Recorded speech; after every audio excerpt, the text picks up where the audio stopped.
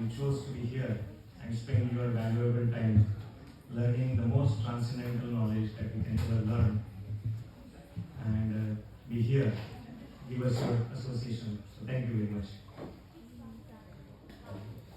So before we begin, as usual, we want to create an environment, auspicious environment of Vrindavan.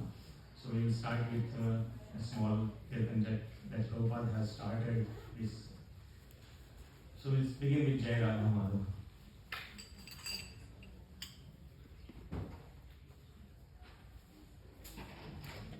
Do we have a mridanga up here?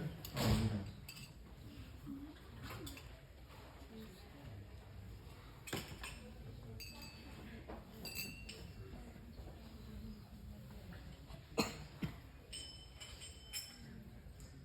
Jai Radhā-Madhava Kunja Vihari Gopi Jana Vallabha Giridhari. Jai Radhā-Madhava Kunja Vihari Gopi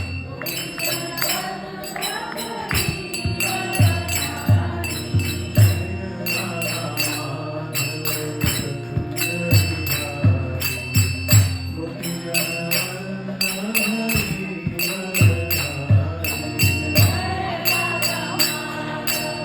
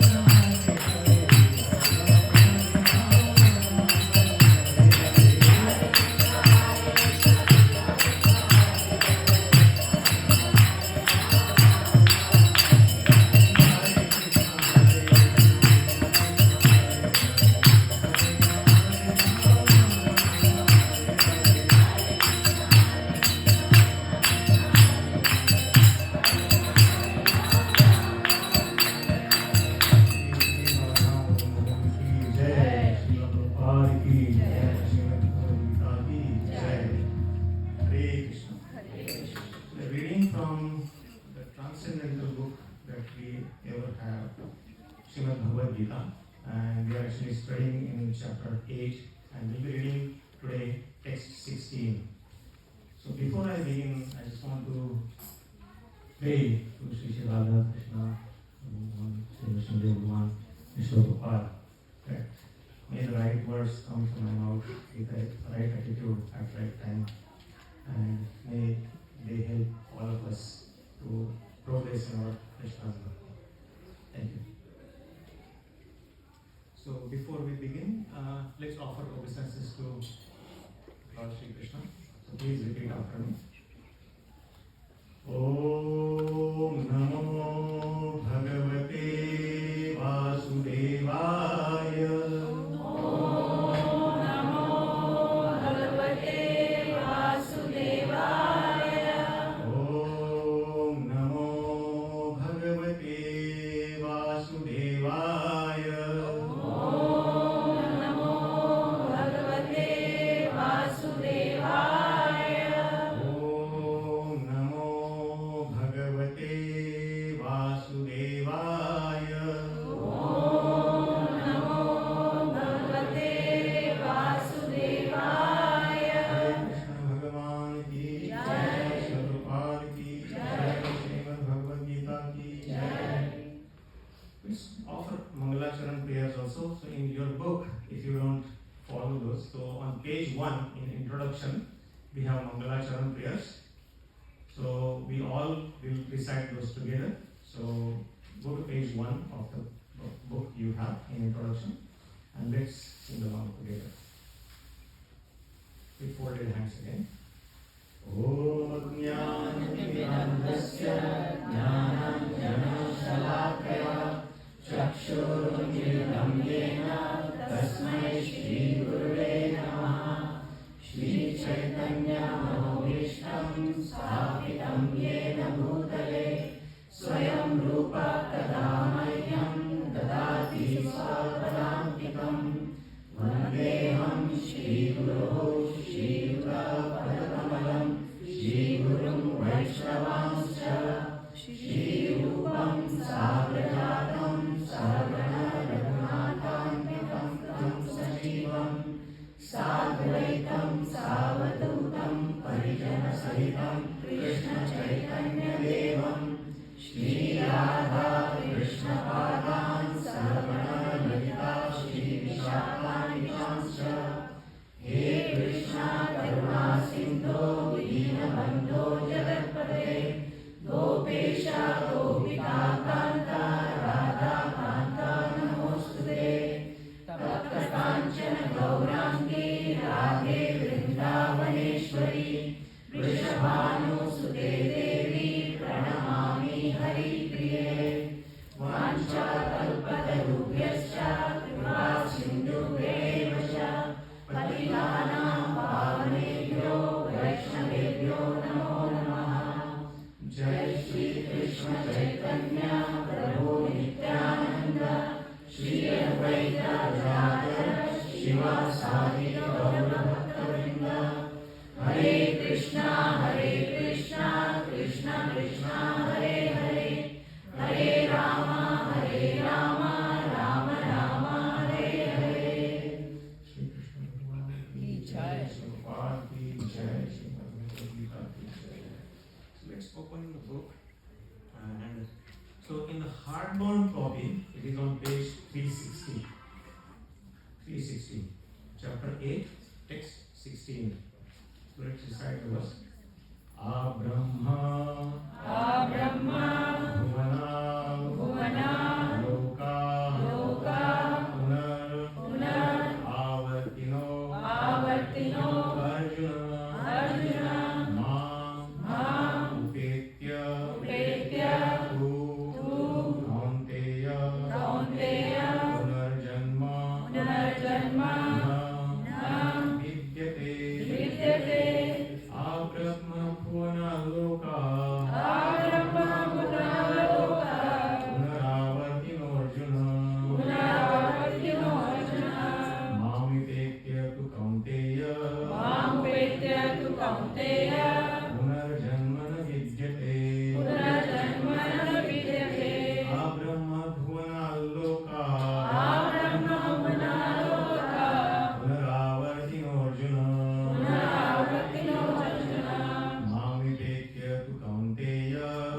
upetya tu kaunteya punar janma na vidyate punar janma na vidyate ā-brahma-bhuvanāl lokāḥ ā-brahma-bhuvanāl lokāḥ punar āvartino rjuna punar āvartino rjuna upetya tu kaunteya upetya tu kaunteya punar janma na vidyate punar janma na vidyate ā-brahma-bhuvanāl lokāḥ punar āvartino rjuna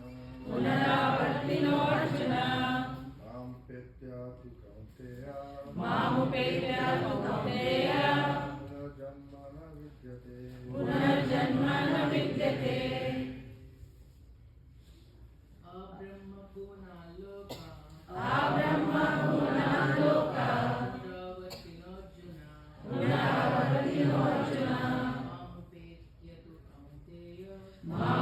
upetya tu kaunteya punar janma na vidyate ā-brahma-bhuvanāl lokāḥ ā-brahma-bhuvanāl lokāḥ punar āvartino arjuna punar āvartino rjuna upetya tu kaunteya upetya tu kaunteya punar janma na vidyate punar janma na vidyate ā-brahma-bhuvanāl lokāḥ ā-brahma-bhuvanāl lokāḥ punar āvartino arjuna punar āvartino rjuna upetya tu kaunteya upetya tu kaunteya punar janma na vidyate punar janma na vidyate ā-brahma-bhuvanāl lokāḥ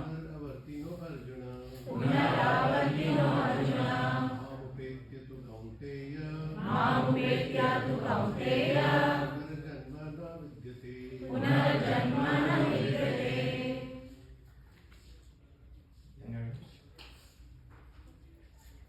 ā-brahma-bhuvanāl lokāḥ ā-brahma-bhuvanāl lokāḥ punar āvartino arjuna punar āvartino rjuna upetya tu kaunteya upetya tu kaunteya punar janma na vidyate punar janma na vidyate Word for word translation. ā-brahma-bhuvanāl ā-brahma-bhuvanāl up to the Brahma Loka planet. up to the Brahma-bhuvanāl Lokāḥ planetary systems. Punaḥ again. āvartinaḥ returning. Arjuna O Arjun Mam unto me upetya arriving to but kaunteya O son of Kuntī punaḥ janma rebirth na never vidyate takes place. Translation and purport by His Divine Grace P.C. Bhaktivedanta Swami Srila Prabhupada ki jai. From the highest planet in the material world down to the lowest, all are places of misery, wherein repeated birth and death takes place. But one who attains to my abode, O son of Kuntī, never takes birth again. So let's read phrase by phrase. From the highest planet in the material world down to the lowest, all are places of misery, wherein repeated birth and death take place. But one who attains to my abode, O son of Kuntī, never takes birth again. What? All kinds of yogis, karma, jnana, hatha, etc., eventually have to attain devotional perfection in bhakti yoga or Krishna consciousness before they can go to Krishna's transcendental abode and never return. Those who attain the highest material planets, the planets of demigods, are again subjected to repeated birth and death. As persons on earth are elevated to higher planets, people on higher planets such as Brahmaloka, Chandraloka, Indraloka fall down to earth. The practice of sacrifice called Panchagni Vidya recommended in the Chandogya Upanishad enables one to achieve Brahmaloka. But if on Brahmaloka one does not cultivate Krishna consciousness, then he must return to earth. Those who progress in Krishna consciousness on the higher planets are gradually elevated to higher and higher planets, and at the time of universal devastation are transferred to the eternal spiritual kingdom. Baldev Vidyabhushan, in his commentary on Bhagavad-Gita, quotes this verse: Brahmana sarve sarve samprapte pratisanchare paryasyante athatmanah pravishanti parampadam. When there is devastation of this material universe, Brahma and his devotees who are constantly engaged in Krishna consciousness are all transferred to the spiritual universe and to specific spiritual planets according to their desires. Hare Krishna. Hare Krishna. So, just before we begin understanding this text, how many of you are here for the first time?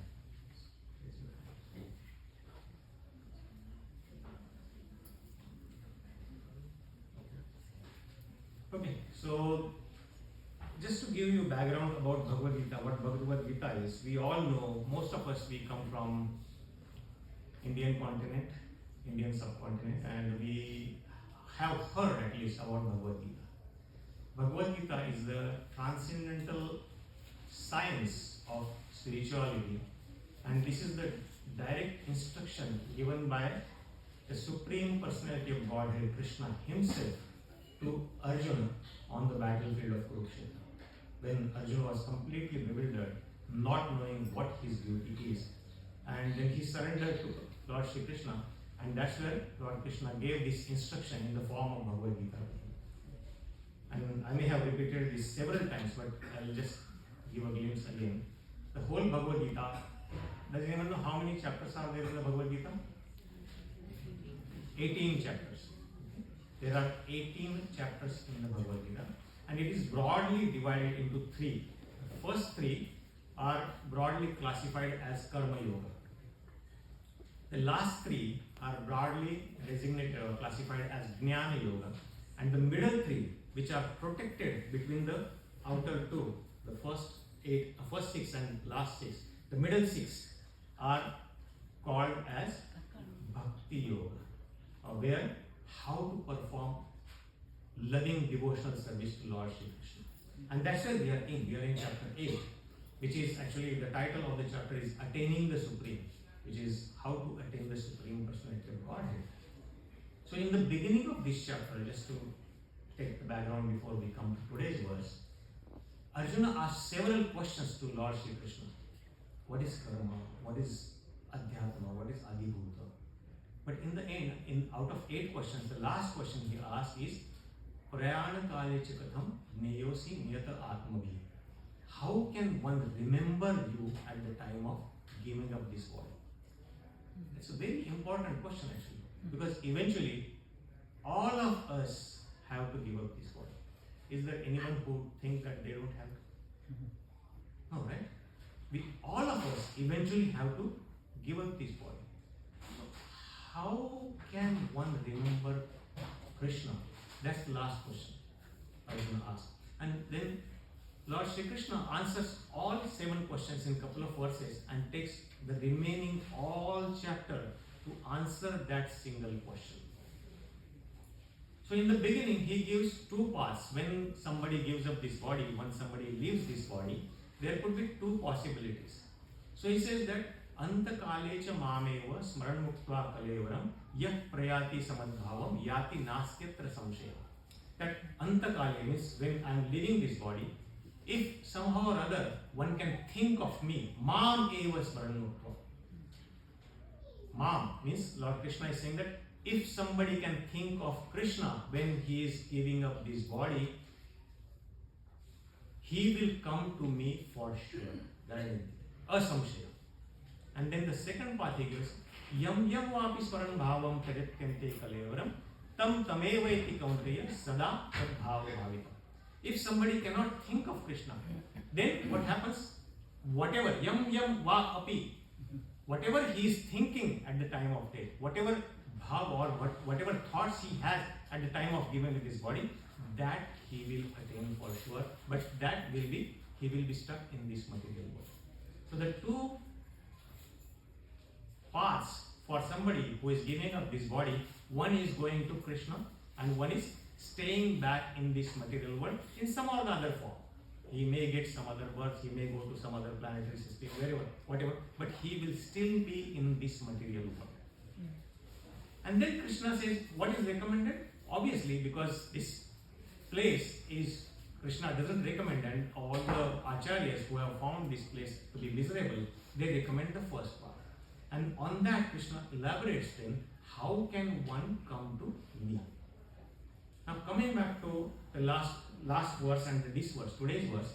So he says that in the last verse, 15th verse, he said, Mam upetya punar janma dukkhalayam ashashvatam napnuvanti mahatmana sansiddhim paramam gata.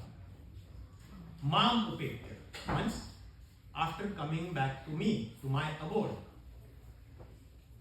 Punarjanma, no, there is no punarjanma in this word, which is called as, Krishna refers to this as dukkhalayam, a place of miseries. So mam upetya, so one may say that, okay, this, you say that Krishna is everywhere, then what does it mean by going back to him? If he's here, then I'm here, so I'm in his place, right? No, but Krishna, even though he is here, he has his own personal abode, that is called as Goloka Vrindavan Dham. Goloka eva nivasti āvartino. So even though he is personally staying with his all friends, all his parshad, all his associates in the Goloka Vrindavan, but at the same time he can be everywhere. It's not like us. When we are in one place, I cannot be in any other place. Maybe with mind, maybe, but I cannot be in another place. When I am in the temple, I cannot be somewhere else. But that's not true about Krishna. Krishna can be everywhere at the same time. So even though he is performing his transcendental pastime eternally in his own dham, Goloka Vrindavan Dham, he is also present everywhere. So that's the dham he is referring to.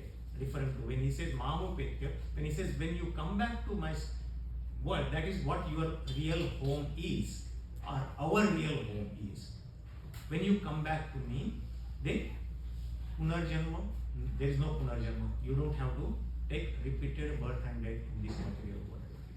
So that Goloka Dham is, we know the Vrindavan here, right? How many of you have visited Vrindavan here on the earth?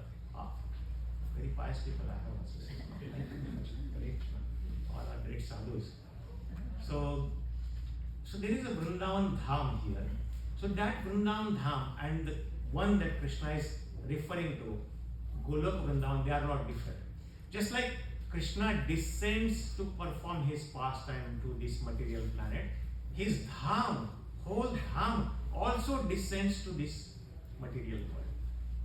Not only Dham, his associates, Yamuna, Radha-Kunda, Shyamkunda, everything descends along with him in this material Dham. So that Goloka Vrindavan is, the Vrindavan here in the India, what we refer to, is not different from the Goloka Vrindavan.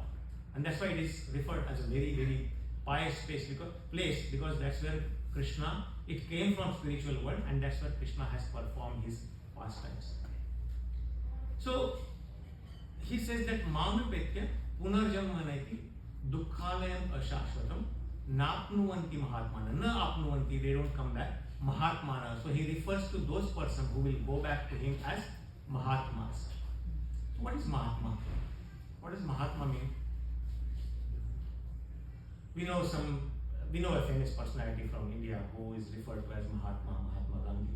He was a great person, yes, but that's not the meaning that is referred here. Mahatma does not mean any title politically given to somebody else. But Mahatma here means the intelligent person who utilizes this human form of life for the perfection in attaining pure Krishna consciousness. That's what Mahatma means here. And that person is referred to as Mahatma. So those Mahatma, they know that this place is not really a place for happiness. This place is full of miseries. And on top of that, this is also temporary, ashashvatam. We all know there are, in scriptures it is referred, in Bhagavad-Gita also it is referred that there are threefold miseries we all are experiencing in this material world. We have talked about those several times, but those threefold miseries are: one, inflicted by my mind or my body on myself I am experiencing. Then some are inflicted by some other living entities. It could be other living entities, like even starting with some mosquito. It gives me so much misery. Or it could be my friend or enemy or even the significant other. So it doesn't matter. I am suffering. That's what we accept. And there could be miseries because of some natural calamities that, like tsunami, earthquake, or forest fire, which is common here now in California. So we experience all these calamities. And the intelligent person or the Mahatma who is then trying to understand that, oh, I don't want these miseries. Does anybody wants miseries here? We are always trying to somehow or other mitigate these miserable conditions, right? Nobody wants this misery, but they are still forced upon you. Why? When somebody asks those questions, that is the intelligent person. Then he will start searching for answers. Why am I given these miserable conditions? Even the modern science, modern civilization, they cannot resolve all these miseries. Many times, whatever they do, they put aside or they cover up all these miseries and try to make our life more and more comfortable. That's all we can make. But we cannot get rid of all these miseries. And all they do is basically they divert us away from these miserable conditions somehow or other, so that we can be in illusion that, oh, I don't have any miseries, or I'm experiencing some happiness here in this material world. There was some study done and they found that when somebody is in miserable condition or somebody is under stress, they typically do 4 things. One or more of 4 things. What are those? One is they go to sleep. Bhul jao. I want to just go to bed. I don't want to remember anything. Or second is they indulge in some kind of intoxication because they are so much in stress that they want to get illusion and they want to forget their miserable condition. Or the third is they go and watch a movie. And the fourth one is they go on vacation. So all these 4, what is common in this? Escaping. Yes, they want to escape from the reality. They want to just run away from that. But how long can they be in their condition? How long can one be sleeping? Or how long can one be in intoxication? Or how long can one stay high? Or how long can one go on vacation or watch a movie? No, they have to come back to it. So the solution, what they are trying or escape from the conditions, is temporary. So the intelligent person will definitely ask the question, isn't there any permanent solution to this? And that's what Krishna is answering there. There is permanent condition. So the permanent solution, even generally people want to go from places to places. We have a habit of visiting the places. And that's what Krishna says, Mam, come to me. Then you don't have to worry about all these miserable conditions and you will not take rebirth again, I guarantee you. And that's why Krishna says this in multiple places in the Bhagavad-Gita. So, because we are eternal soul, we are not this body. We learned that in the 2nd chapter. We are eternal spiritual spark. And the soul is also called as sarvaga. Sarvaga means it can go anywhere. So there is no place in the whole creation. I'm not only talking about earth or the material universe. Everywhere. The soul can be everywhere. So even in these material conditions, if you go to the hottest desert and you dug somewhere, you will find a life there. Or in some place, because people say that life needs water and also sunlight. So even in some place, you go to the bottom of the ocean where sunlight never reaches there. Scientists have found life there also. So life is everywhere. So with that, we can also conclude that beyond this earth also there is life everywhere in the universe. All the planetary systems, be it moon, even sun, or all the different planetary systems, there is life. Only thing is, because we cannot perceive it with our limited senses, we may not understand it, but it is said life is already everywhere. There are, in the Shastras, it is said that in this one universe, there are 14 different planetary systems. How many? 14. Chaturdasha Bhuvan. So 7 above and 7 down. And we are right in the middle. Earthly planetary system, which is called lokāḥ, is right in the middle. So upper system is called heavenly planets, or what we call as Swarga, and lower are kind of hellish planets, but they are also very opulent. The soul can travel anywhere. It can go anywhere. And why would soul go anywhere? In search of happiness. Because he finds that, oh, here I am miserable. If I go there, I may be happy. Most of us are here from some other place, not this country, but we came here, right? Why did we come here? Because we were searching for better conditions in life. We were looking, that's the natural tendency for a soul. We are always looking for better life. We are always looking where there will be little bit more convenience. The system will be better, life will be better, there will be less pollution. The system will help me grow in whatever dreams I have. We are always looking for better conditions of life, and that's natural tendency of soul. So people, they are in the beginning of the purport, Prabhupada says that there are different kinds of people, or they follow the process. Karmis, like us, who work hard and try to go and find a place where there will be better conditions of life. I have better quality of life. But somebody who has more intelligence, like yogis, or somebody who are some elevated spiritualists, then they may think that, oh, I want to get better than here. I want to go to Swarga or heavenly planets. There are different levels of Swarga are given actually, not only the higher planets. So there is something called as celestial heavenly planets, which are in the higher planetary system. There is also something called as earthly planets Swarga or Bhauma Swarga, and even the lower planetary systems, which we call as hellish planets, they are conditions very, very opulent. They are called Bila Swarga. So everywhere, based on their aspirations, people want to go and for better quality of life, because they think that there will be less miseries and I will have better quality of life. But then Krishna says, ā-brahma-bhuvanāl, wherever you go, from Brahma-loka, which is the topmost planet in this material world, to the Patala-loka, which is the lowest planetary system, it doesn't matter. ā-brahma-bhuvanāl, what? Punar āvartino. Punar āvartino, you have to come back again. Wherever you go, you will die, you will take birth, you will die, you will take birth. Again and again. There is no escape. That's what we are looking for. That we are escape. We are trying to escape. But there is no permanent escape from these miserable conditions of life. Sorry.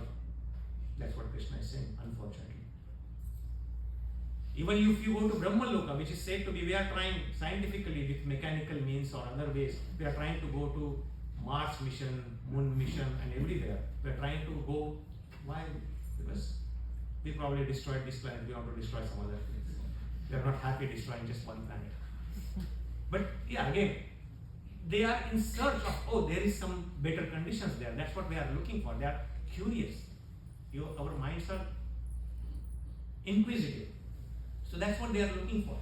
But even if by some or other means, even if we go to the topmost planetary system, which is Brahma-loka, where we have very opulent life, very long life, like tens of thousands of years long, and which even at the end you don't get old like we get here.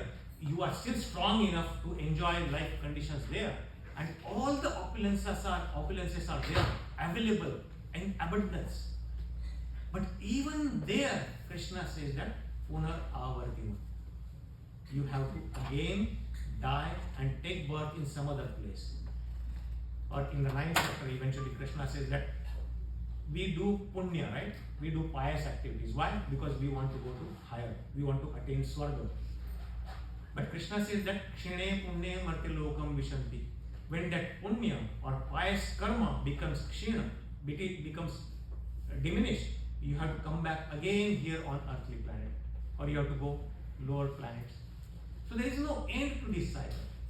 But then he repeats what he repeated in the previous word, upetya. That, but when you come back to my abode, when you come back to me, na punar janma, then you are completely free. That is the final permanent escape strategy we can use. Very secret, right? He's giving a perfect secret recipe here.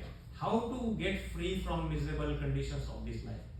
Upetya. You come back to me, and then upetya tu kaunteya, punar janma na vidyate. You will not have punar janma again in these miserable conditions of life. So then, if he says that upetya, come back to me, then we may ask, how do we get to him then? And that's what this Krishna consciousness moment is. Why we are gathered together here. We are listening to Krishna's message sincerely, giving our valuable time and trying to understand this. Why am I suffering? Or is there a better life than even US or somewhere else? So Krishna is giving that option here. So Krishna consciousness is not any mundane religion or any so-called fashion where people have fashion. Oh, I am so and so. I follow this religious process. People do that. Or it's not any social gathering or fun gathering here. No, this is the topmost priority of our life. This is what can get us out of this cycle of birth and death. It's a serious matter. So this process, what we are doing, we are following what Krishna has given in this Bhagavad-Gita, is maybe difficult, but at the same time very simple. It's simple but sublime. We don't have to do many difficult things. Krishna says that just take my name. Janma karma cha me divyam evam yo vetti tatvata tyaktva deham punarjanma naiti mameti swarjana. Again he is saying mameti. What? Janma karma cha me divyam. My appearance and my activities are transcendental, are divya. Evam yo vetti tatvata. One who understands them tatvata, in truth. One who just learns about them, even for him, there is no punarjanma. He says, Mameti. Is it difficult to understand Krishna? Just study from Bhagavad-Gita, study from our scriptures. It is given. Associate with devotees, learn from them. Talk about Krishna, chant about Krishna, sing his glories, listen to him, read Bhagavad-Gita. Is it very difficult? We don't even need money for that. It's free. When Krishna gave this Bhagavad-Gita instruction to Arjuna on the battlefield of Kurukshetra, he never copyrighted any single word of this. Never said that, oh, this is copyrighted, you cannot publish it. He said, say it publicly. Give it to everyone. Free. So what's the problem? What is the difficulty? We can take this very easily, right? Very simple process, but at the same time very, very sublime. So I'll stop here with this end that Krishna consciousness, follow this Krishna consciousness, a simple process, chant his name, Hare Krishna, Krishna Krishna, Hare Hare, Hare Ram, Ram Ram, Hare Hare. Sing his glories, dance if you want, or dance like crazy for him, eat chappan bhog, prasadam. Krishna doesn't say anything, everything. It's a very pleasing process also, it's not very difficult. Just offer everything that Krishna says, offer to me, and then you partake as prasadam. What is the difficulty? Nothing wrong. So dance, eat, sing, chant, and be happy. You will be happy here, and you will be happy after you leave this body forever. So take to this Krishna consciousness, which is the necessity of humanity today, and this is the only process that can free us from this cycle of birth and death. So we should take to it and chant Hare Krishna.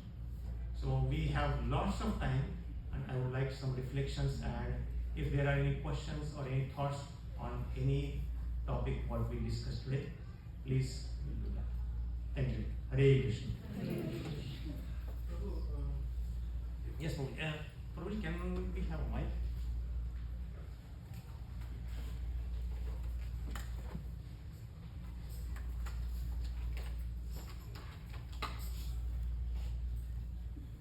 Suhasmu, can you please take also this? One second. One second, Mike. Thank you.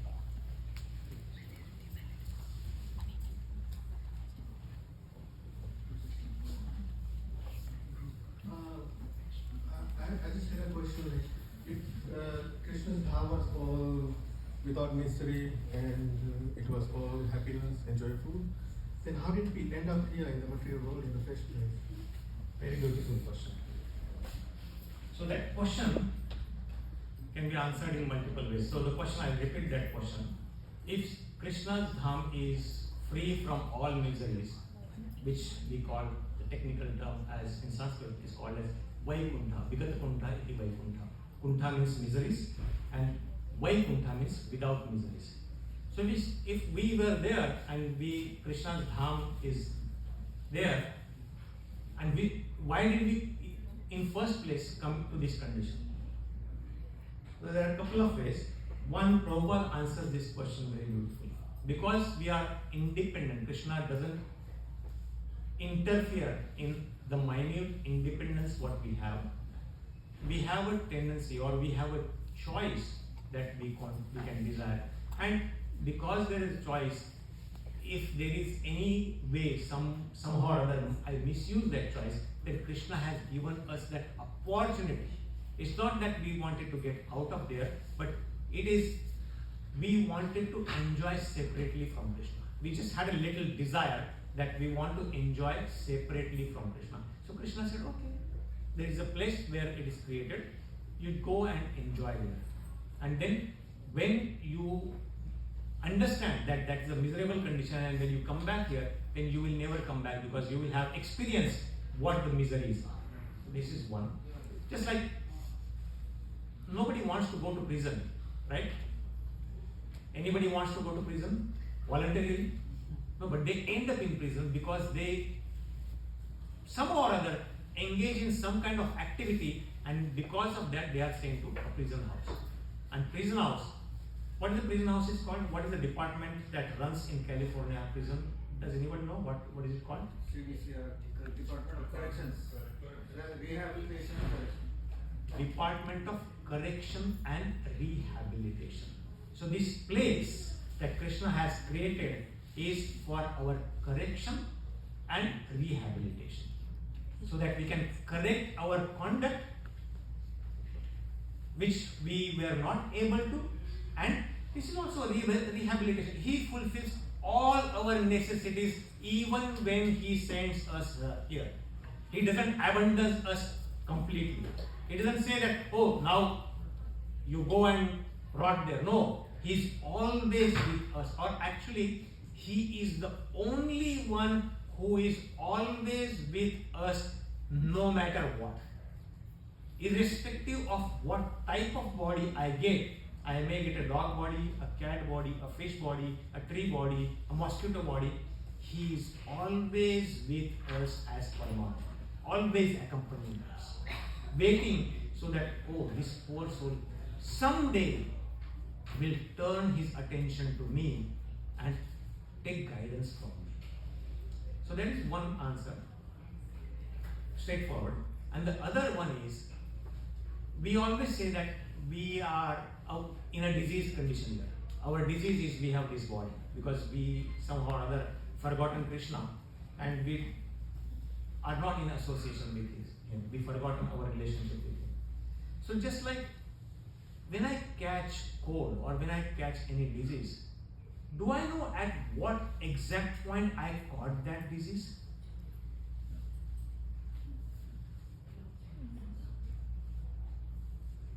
Should I work on getting free from that disease or be stubborn? I want to know when I caught that disease. Then only I will take medicine.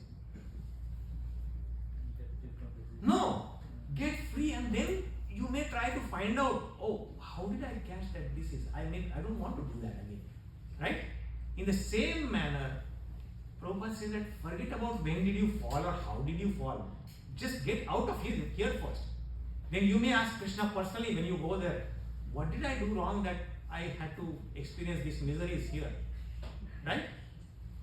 So get the right emergency right now is not finding how did I fail, but emergency is getting out of here. That's the emergency. So get out of here first. That should be our priority. So I hope that answers your question. Hare Krishna. Yes, Prabhuji, you have some question. Here.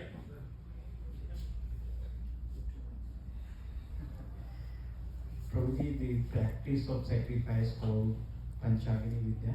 Mm-hmm. Can you share the meaning of this one more time? Yeah.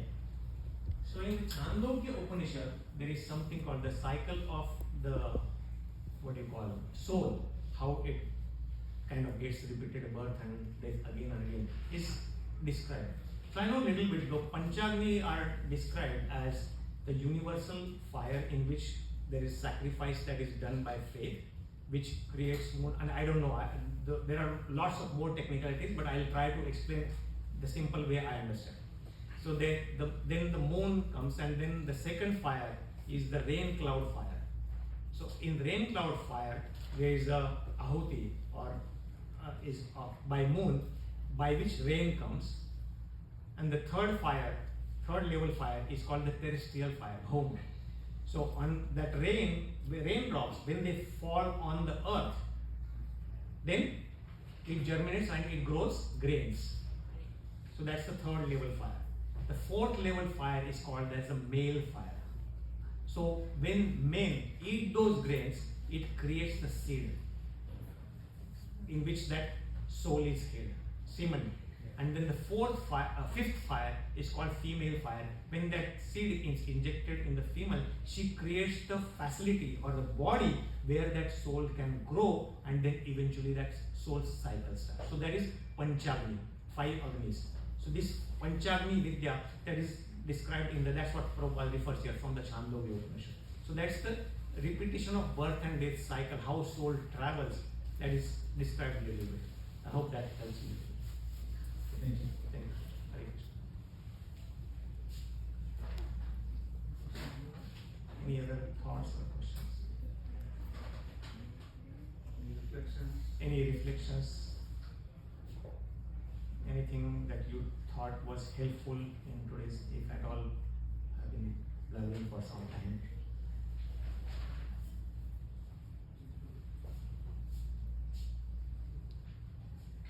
Okay. Ramesh, do we have mala?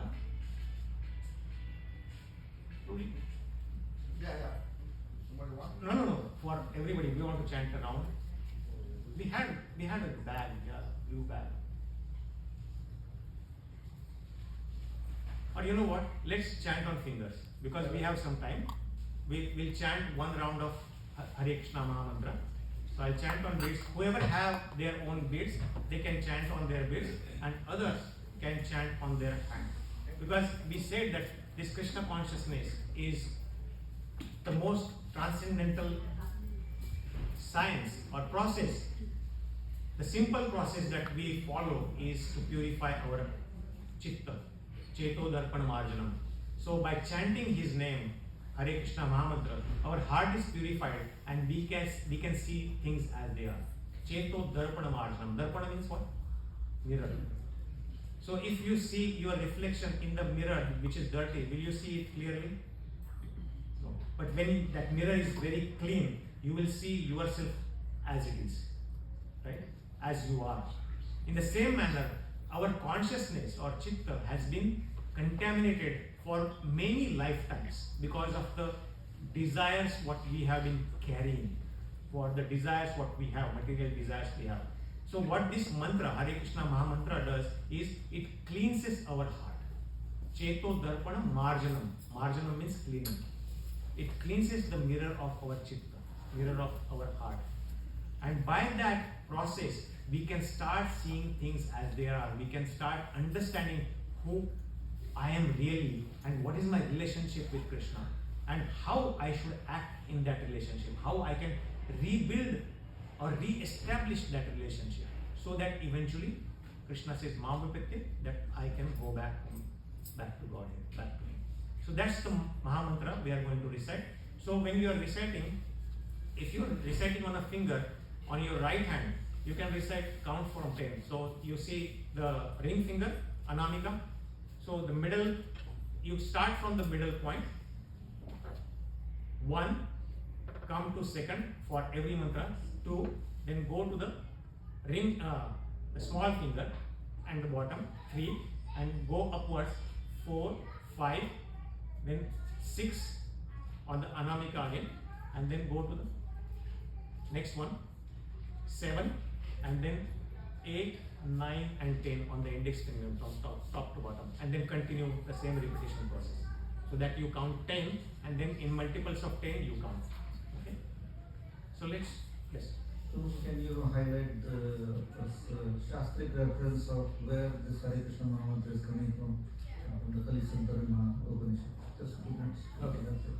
So thank you for that beautiful question. So Uji asked the question that can you give some reference and importance of the Hare Krishna Maha Mantra?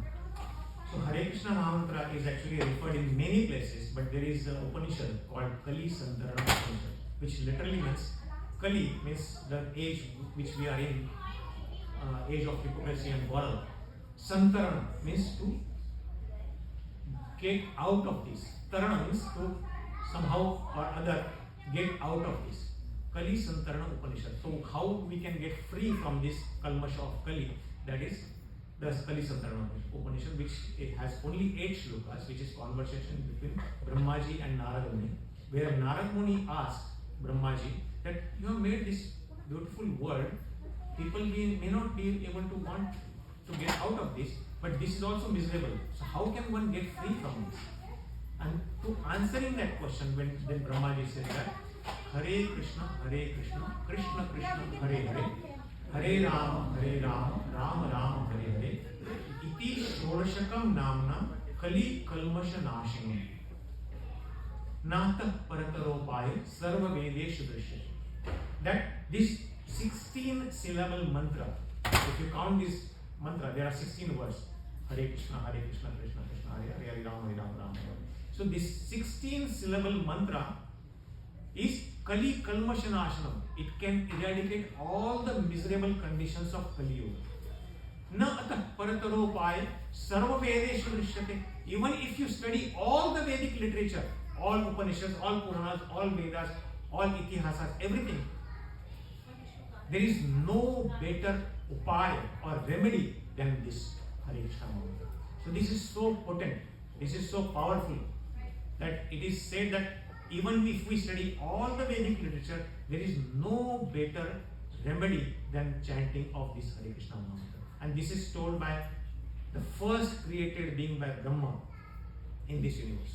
So you can imagine how important this Hare Krishna mantra is. Mahamantra, that's why it is called as Mahamantra. Okay, so without any delay, we'll chant one round all together and sing.